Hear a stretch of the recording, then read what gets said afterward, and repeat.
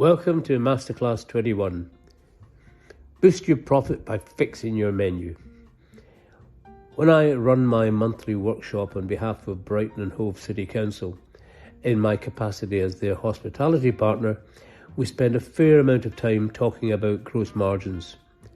Typically, when I ask one of my independent operators to describe how he defines his, he says quite simply, he adds up all his food and drink invoices for the previous week or month and gets a total cost of sales.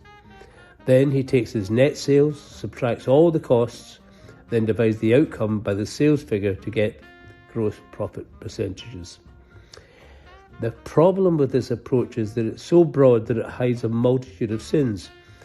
Plus, by aggregating liquor and food sales and costs, you can't get a clear picture of the food gross margin and the drink gross margin, which are normally quite different.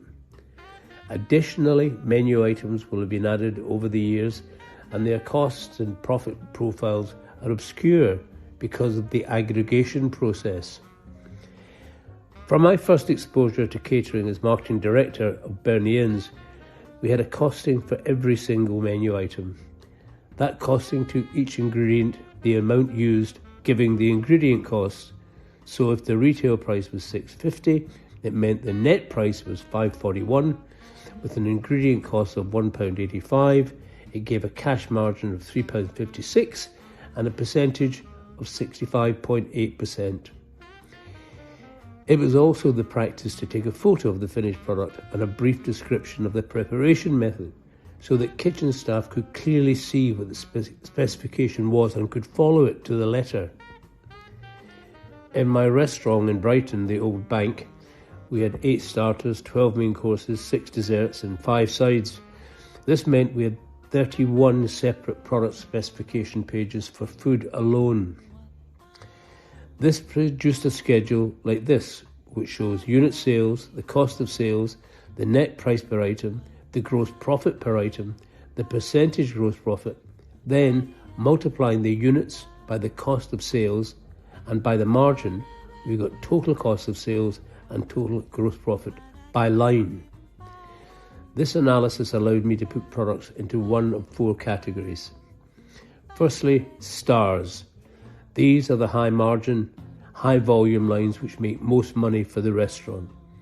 Then we have plough horses, which are low margin, high volume lines.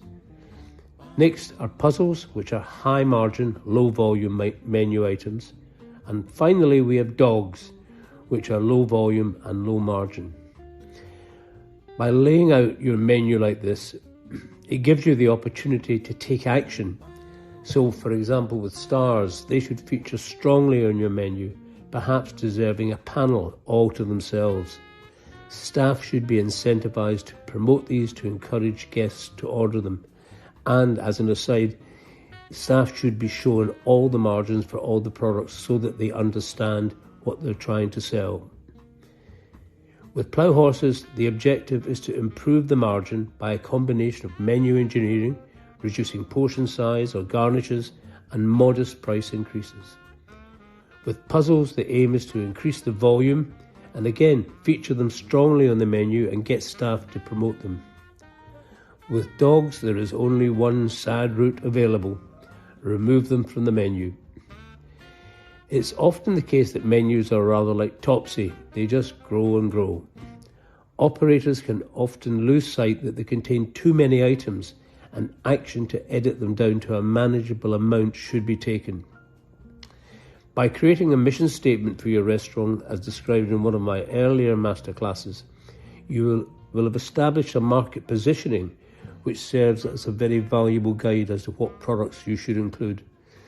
So, if you're a steakhouse, you shouldn't include pasta or pizza, and similarly, if you're a pizza brand operator, you shouldn't include steak, as either of these options dilute the relevance of your operation. I'm a great believer in keeping your menu short but relevant, and I'd encourage you to ask your regular guests what their views are to help you make final decisions. So, by now you will have removed dogs to create a reduced menu, featuring high volume, high margin lines, improved margins on popular low margin items, and improved sales of low volume, high margin lines. In terms of presentation on the menu, too many operators show the prices of their menu items in bold on the right-hand side of the menu. Guests subconsciously scan these prices and make buying decisions based upon what they see as being affordable. The best format for menu item descriptions is the name in bold, the description in a natural font underneath it, with the price shown in the same font weight at the end of the description, ideally minus the pound sign.